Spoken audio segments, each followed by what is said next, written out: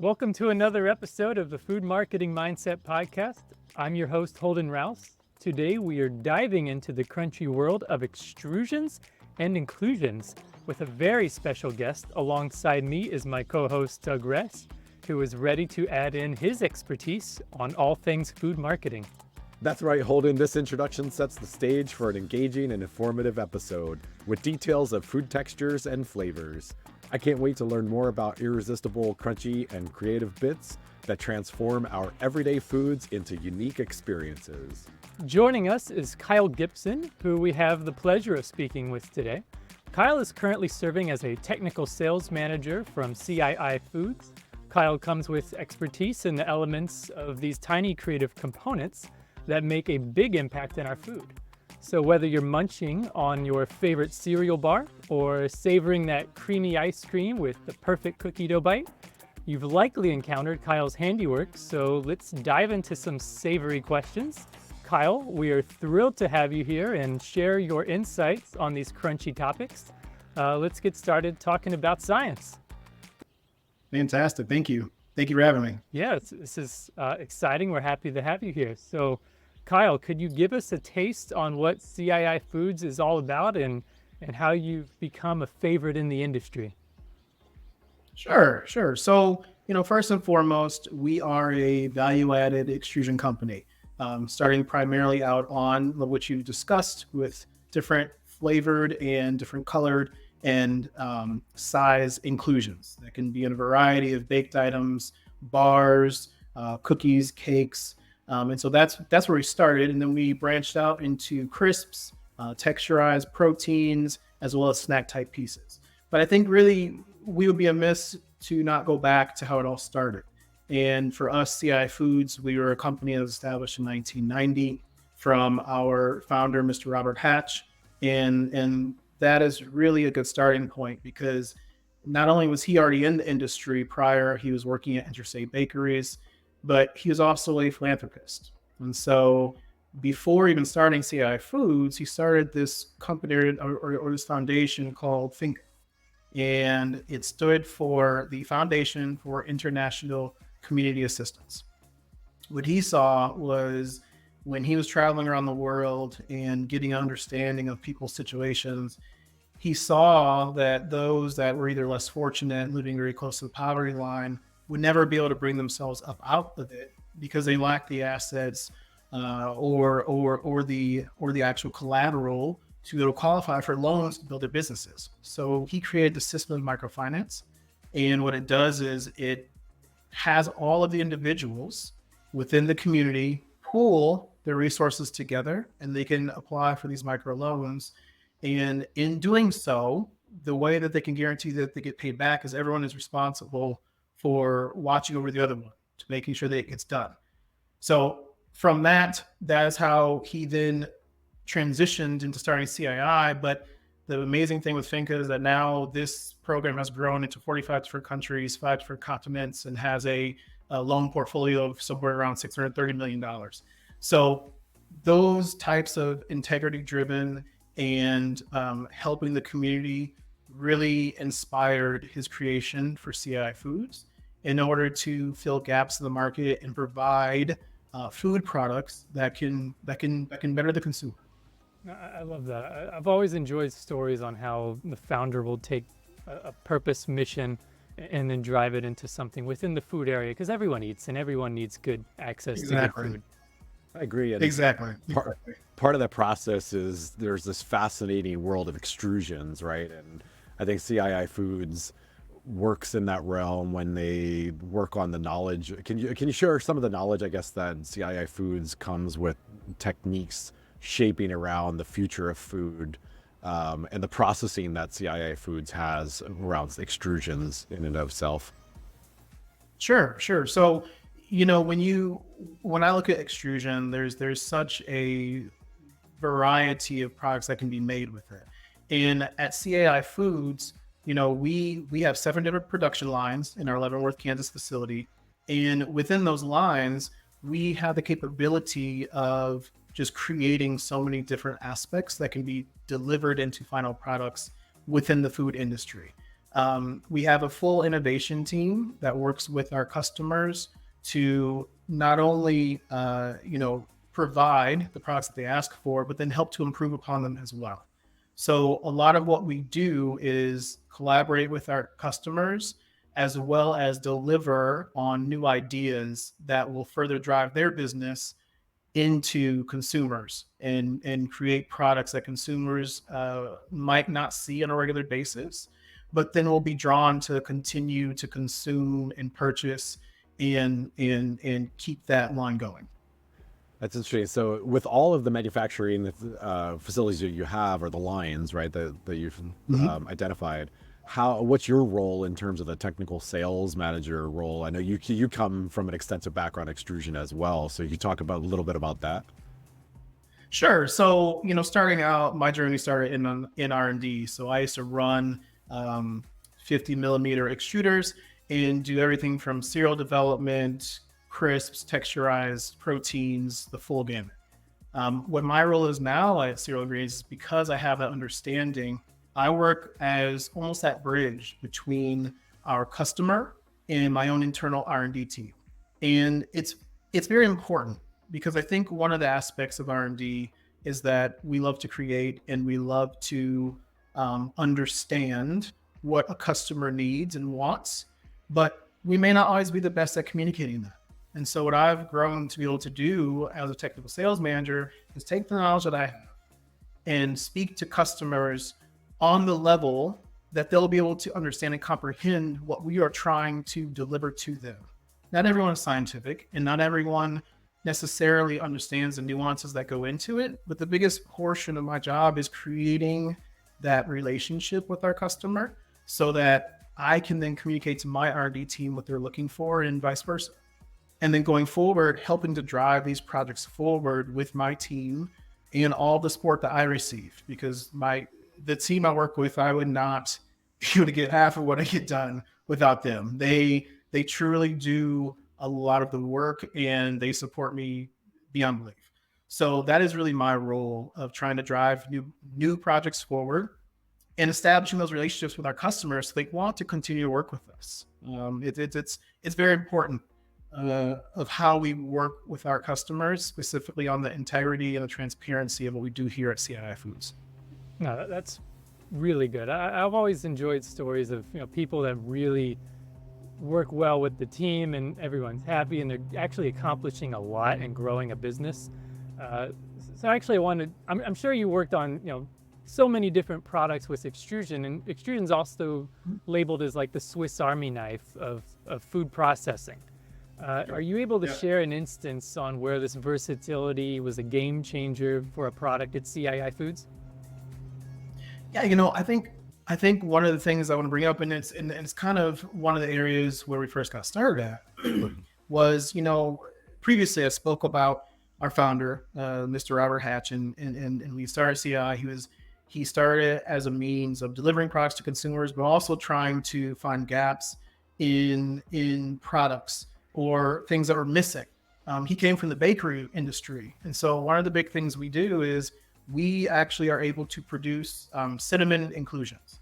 And this might seem like a very basic item until you realize why it's so important. So within the baking industry, if you're trying to make a cinnamon bread, you're trying to make a swirl bread, or you're trying to make anything that contains cinnamon, cinnamon is a natural inhibitor of yeast, or basically leavening. So by taking this cinnamon and compressing it into a cold form inclusion, we've not only given it a stable shelf life, so it can be stored at ambient temperatures, but we've also given the bakery the ability to add this product into their dough and still maintain the leavening factor. And so that was really what kind of started and drove a lot of these inclusions at CII. And it's processes like that, whether it be incorporating different types of fruit powders into our inclusion, so you can still have a real fruit claim, but maybe not have the acidity that would also have some inhibitions in what you're trying to run. Or even the incorporation of being able to provide a high dose of protein into a bar, but still have it be a lighter density, right? Because no one likes to bite into something that's super heavy or feels like it's just this mass that you're trying to chew on. You want something to be light and airy and still have that delivery of nutritional value. And so really, extrusion gives us some of those abilities, and there's always so much more to learn. And I think that's what really is impactful on what we do. They're the problem solvers of the food industry, right? Which one's your We'll try to be. Which product's your favorite? So, well, my job title is technical sales manager for plant-based products. So I think I have to say that in general. Nice. But I do very much. I don't think I necessarily have a favorite product, and the reason I say that is because a lot of what we do at CII is just very unique. We market ourselves as a custom manufacturer for inclusions, crisps, texturized proteins, and most recently, our new facility, we can do now granolas and clusters. But because we have that versatility, it's always something new and unique that we can provide to a customer. And I think that's, for me, that's actually the fun and the drive of doing the job, because we have so much that we can pull from within our toolbox of items, and even making new things, that everything has a purpose and everything can be suited to a customer's needs. So you talk about customers' needs and a little bit around bakery, cereal bars, right? All these inclusions. Let's talk a little bit about scale of that, right? So how does the consistency in quality, this taste, you have scaling up of extrusions that need to happen through the processes of getting ready for mass production in these categories. How does CII Foods, and how do you come about going into these manufacturing facilities and working on this consistency of quality and taste? Oh yeah. So it really starts in R&D. So if it's something we're developing for a customer, we can go the route of producing samples, so smaller 1 to 2 pound samples for a customer to test. We would produce those on our R&D extruder, so anywhere from a 28 millimeter to 32 millimeter extruder. But we really prefer our customer to come in to the lab. We always encourage that, to work side by side with our team. It does two things. It allows us to really showcase our production facility. We very much enjoy that. We think very highly of our facility. And then it also allows our customer to get more of a relationship with our R&D team and really allow us to understand what they truly want. Now, once that's all established, we would then go and run a plant trial based on all the data that we received from the initial trials, all the feedback that we have from our customer. And then we would take that to a larger piece of equipment on our production floor and start out relatively with those settings. Now, it's not always going to work, okay? Like let's be honest. But our main job in the R&D stage is to try and run this product with enough knowledge of how things work in production to ensure that we'll be successful.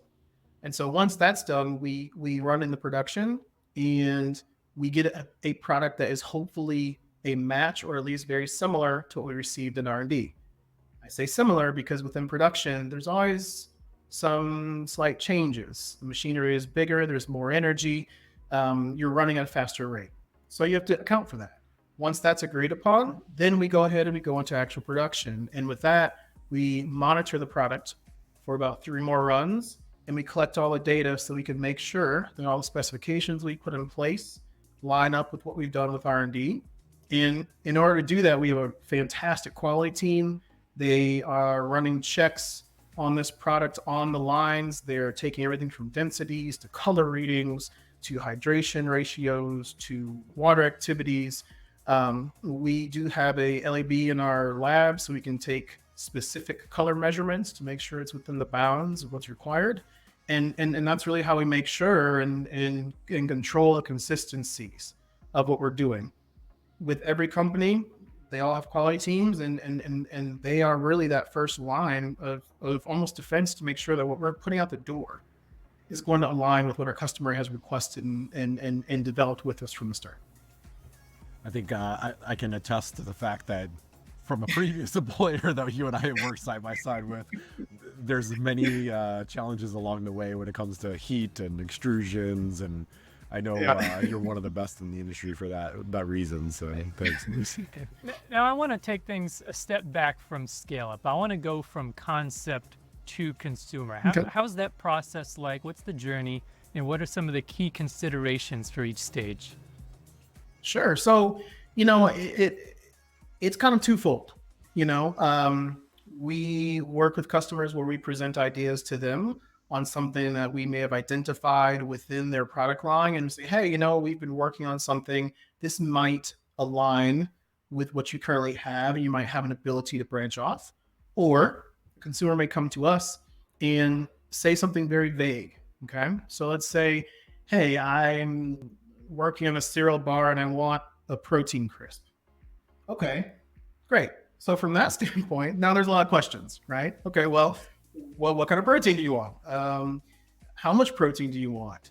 Are there any limitations? Can I use any kind of protein? What kind of density? How do you want to use it in application? Do you want it to be crunchy? Do you want it to be soft? Would you rather have an inclusion?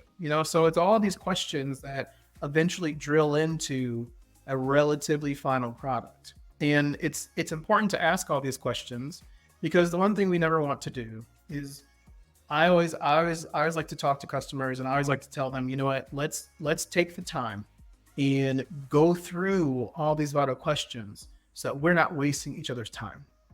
And I say that because they are trying to drive their business and we want to support them. And the best way of doing that is going slow in the beginning so that you can then go much faster towards the end. That's really nice. I like the different processes of making sure the customer knows exactly what to expect, because a lot of people in this industry, when they have an idea for a product, they haven't thought of each detail. So walking them through it every step of the way is the right way to do it. I agree. And I think, one of the big things that as a marketing person, right, is talking about the consumer and driving taste, right? You have to have a product that tastes amazing, and otherwise consumers aren't going to enjoy that, right? So these inclusions that you're working on, they really bring out bland bites and kind of bring out this flavor explosion in the mouth, right? And so could you talk a little about, without giving too much of the secret sauce on proprietary information, but could you talk a little bit about developing these inclusions for great taste? How do you maintain integrity throughout that manufacturing process for either CII Foods or the manufacturer on the other side? There's a lot of nuances that go into that. Could you talk a little bit about that?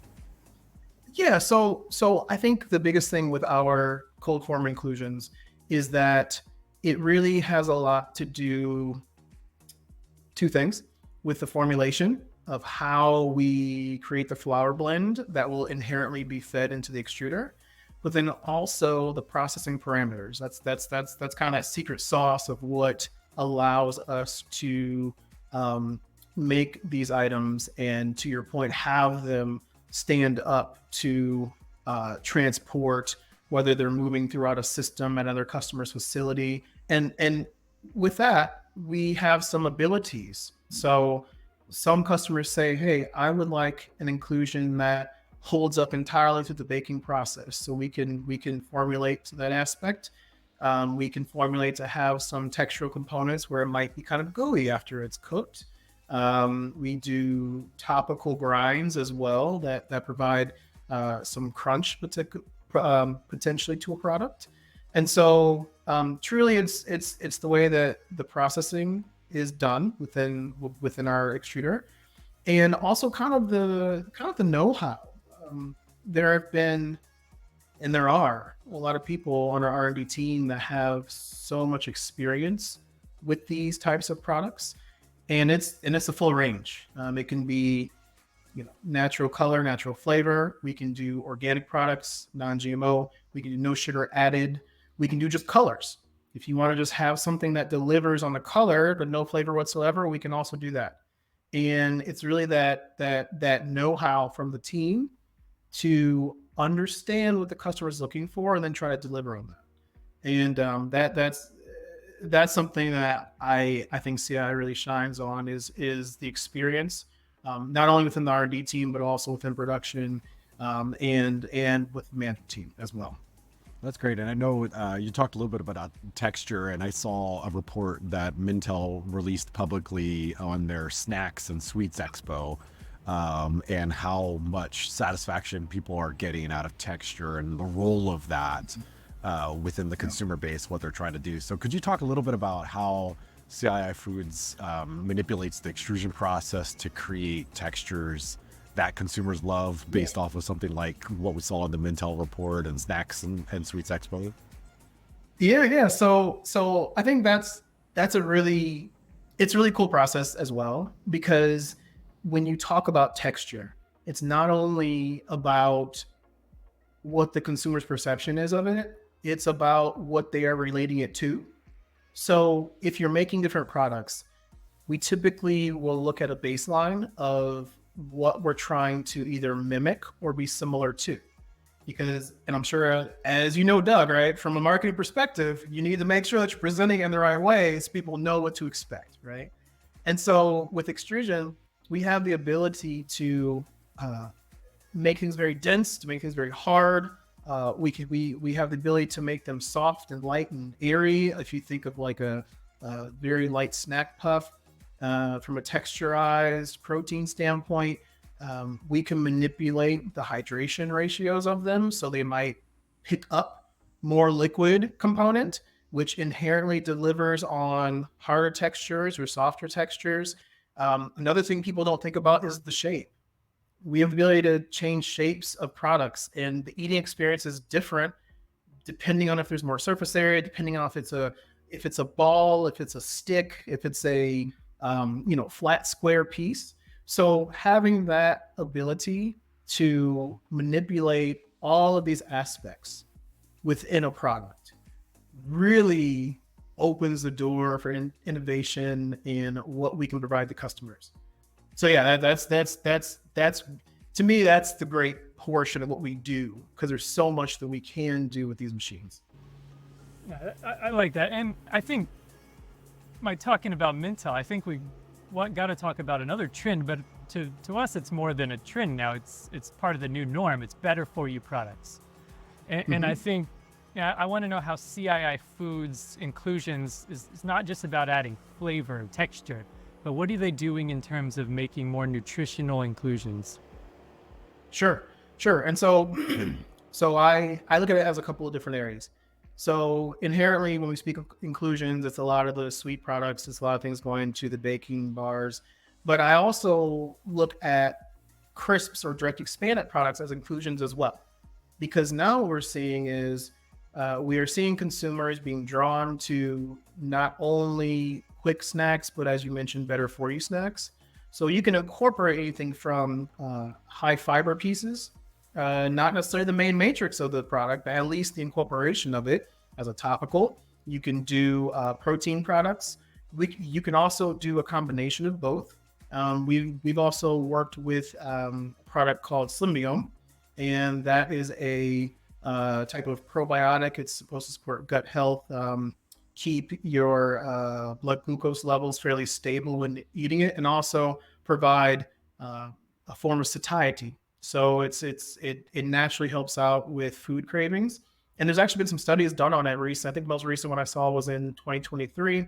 And after having consumers do actual physical testing of it, they saw that there was some decent weight loss benefits from more just eating rather than having to take different types of drugs or things of that nature. So we're trying to do what we can to appeal to what consumers are looking for. But I think the biggest factor to this is no matter what we do, it's got to taste good. And I think that's something we touched upon a while ago, but it's so crucial. If it doesn't taste good, consumers are not going to eat it. I mean, they may want it, but they're not going to search it out. And so that's really the big thing that we try to focus on as well, is that great, this is a better for you product, but does it taste good? Because if it doesn't, no one's going to want to eat it. Yeah, I agree. And so, you talked about a little bit about your love for plant protein, and that's your specialization in a way, right? So there's all this nutritional value, the enhancement of that, the profiles that need to occur.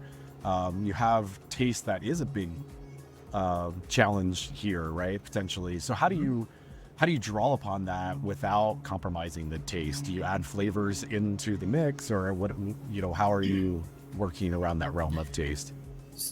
So a lot of what we do from that standpoint, if we have the opportunity to incorporate more than just one protein, then we'll try that out. Inherently within the market, there are a multitude of proteins. They all have different flavor profiles. They all have different functionalities. And what's great with CII Foods is that we can utilize and pull from the full range. And so that might mean, hey, I might blend a couple different proteins together to create a product that's going to satisfy textural needs, but also flavor needs as well. I've worked with some customers where they've, looked at potentially adding topical seasonings to things as well to help round out the different protein deliveries. But ultimately, I think it's the ability to not be tied down to only one aspect of protein, but be able to pull from the ever-growing market of proteins and find what best delivers on what a customer wants. Nice. I want to keep going on the plant-based proteins. I'm a snack guy myself. I want to dive into the plant-based protein crisps that CII Foods has to offer. Can you share a little bit on how that's revolutionizing the snack industry? Yeah, I think, when I look at the word revolutionize, I actually see it more that our crisps, and it kind of lends to what I was speaking about before. Our crisps are included into products, and it gives access to consumers of potentially new proteins that they've never seen before, right? So within our industry, we always want to push out new products, but at the same time, the strongest tool we have is educating our consumer. And if we're able to make something that they may have never seen before, or a type of protein they've never tried before, and they eat it, it tastes good, well, now their thought process has begun to change on whether or not I will seek out a plant protein product again. And so for me, what we do to kind of provide difference in the market is the education of being able to provide these different proteins that people now have knowledge and they understand what it is. And now they're going to start researching it, maybe if they care more about what they're eating, and it'll draw them to other items. But taste is always king. And I know I've said that a lot, but I think especially nowadays within the plant-based space, people that are entering into this market are becoming more aware that you have to have a good tasting product for it to succeed. Yeah, I agree. And I think it all ties back into that better for you revolution, right? Same word. I think the snack industry is changing. Mm-hmm. And it's nice to see that CII Foods is leading it. I would agree. Thank you. Kyle, you talked a little bit earlier about a term TPP, right? I think one of the things that we've seen is that TPP in the food ingredient space is becoming more prevalent. We're hearing more and more about that. And could you, I guess, give our audience a little bit of an insight of what TPP is and how CII Foods is leveraging TPP? I think really to innovate the market, and there's so many categories that can go into. So you can talk a little bit about that. Yeah, so for us at CII Foods, we categorize TPP as texturized plant proteins. Now, depending on who you're speaking with, there are those that will classify it as a texturized pea protein. But for us, we lean in on the plant protein side, primarily because I spoke about before. We can choose from so many that it's a easier term to group everything under, because it would be a plant protein.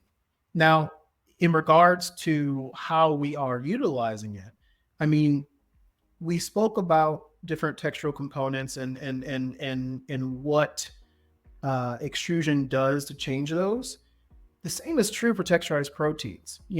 I think in the beginning, a lot of plant-based, let's say plant-based meat items, lean more into doing like the plant-based hamburgers, which I think it was a way of introducing it into the public that is very familiar and is easy to kind of present to someone. Now, those products still absolutely have a place, but what's very interesting now is people are looking to see what else they can do with it, right? So, and that starts to look at different sizing, different shapes, different hydration ratios, whether or not you might grind it down to something that's smaller and utilize it to mimic, any type of muscle-bound meat. But then also it's taking these texturized plant proteins and really going about the innovation process and saying, okay, well, inherently this product has always been flagged for this market, but could we use it someplace else? And I think that's what we're going to start to see within this plant-based space is branching out on the texturized plant proteins and starting to incorporate them in places that inherently we didn't probably think they should go. Maybe it's in baking, maybe it's in dairy or ice cream, maybe it's in granolas or clusters or even sweet products. Who knows? But I think that is the direction that things are going, and I think that's the direction we need to go. We at CII try to innovate, and it's, for me, innovation is taking products that inherently might fit in one market and trying to see, okay, well, could we put it someplace else and create something that's new and unique that a consumer will take a look at and say, oh man, that's different. Let me try that. That seems really interesting. And if it tastes good, nail it. So yeah, I think that's the TTP. It's staying ahead of the trend. It's being ahead of the game. And I want to touch on consumer preferences, just because we're the food marketing mindset. We got to touch on some marketing a bit. okay. How does CII Foods stay ahead of the trend in the game? Yeah, no. So that's a really great question. A lot of what we try to do within our sales team, within our R&D team, is we try to be very present within the food industry. And when I say present, I mean a lot of the local IFT shows. We try to attend and/or present at them, just to make sure that we are in the mix of individuals as well as customers that are also presenting. We go to the larger shows as well. Your Natural Product Expo West, your Supply Side West, your larger IFT shows, Sweet and Snack Expo. We also attend the let's see here. We also attend Plant-Based World in New York, and two aspects: one, to showcase what we've done, but also so we can walk the floor and have conversations and see what's new in the market, because our unique ability to be a custom manufacturer relies also on us being able to source custom ingredients. So if we're not out there learning about what's out in the industry, we're not doing our customers justice as being a solution provider. I think that's a big point. And I think, when we look at inclusions as more than a process, right? And just really as a philosophy in general, and looking at these trends, the consumer trends and textures, et cetera, you're looking at what type of products can be inclusive of a wide array of dietary needs and preferences. So how does CII Foods cater to those in itself? So, I think it's really looking at a few different avenues, right? So a lot of times it might be dietary restrictions. Okay. So we try to look at products that may have more of incorporation of fibers or proteins. We also make sure that we carry different certifications within our facility. So we are our organic certified facility. We are halal, we are kosher. And so that can help from an inclusive perspective on those that may only consume a certain type of food product. We are able to get certain vegan certifications with some of our products as well. And I think it's staying up to date with understanding what consumers are demanding in order to adhere, to what they're really looking for within the market. Now, how I said, we tend to get more certifications for those in the minority, but I think that's shifting. I truly think that, people are leaning more heavily into organic products. They're being more conscious of what they're eating. They want to see cleaner labels. And I think that's going to create a shift within the food industry to almost make us better in some regards. It won't be easy, but that's what the consumer has asked for, and it's up to us to align to that or not be relevant. And that's just not an option for us. Yeah, that's good. I like that answer. So Kyle, I want to thank you for coming on the show today. I want to wrap it up with what's the secret sauce that CII Foods has to offer? What makes you different from the market? And then what exciting new flavors or techniques can we expect in the future from CII Foods? Sure. Okay. So I think first and foremost, one thing that really sets us apart, in my opinion, is the way that the entire team conducts themselves. I really do think those principles of integrity and transparency and customer forward approach translate throughout the entire team. We try to build very close relationships with our customers and rapport, and we try to be as honest and transparent with things, good or bad. Because what I found is that when you're able to have that relationship with a customer where they know that you will be entirely honest with them if things are good, and if things go bad, then they're more willing to work with you because they know that you have their best interests in mind, and they're not going to lead them down a path that will eventually have issues. So that's first and foremost, and I say that across the sales, the R&D, our quality teams, the regulatory teams. We do our best to meet the needs of our customers. From a innovation standpoint, I would be amiss not to mention our brand new facility. So our main extrusion facility is in Leavenworth, Kansas. It's where we do the majority of our extrusion, but we also have a new facility in St. Joseph, Missouri. We're very proud of. It has opened up the door for us to do granolas, clusters, and panned items. So if you think of like compound coatings for nut products or even maybe granolas, we have that capability now. And we have room to expand. We are in a point within CII Foods where we're making sure to build for the future.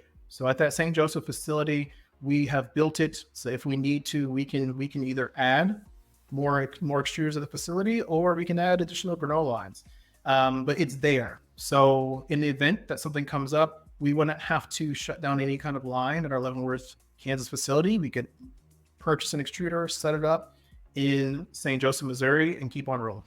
So that's something we're extremely proud of. And I think from an innovation standpoint, we're going to start leaning more into that facility, seeing what we can do, seeing what kinds of new products we can make that are still aligned to the better for you area, and try to really push out innovative products for what consumers are looking for and what customers are thriving for.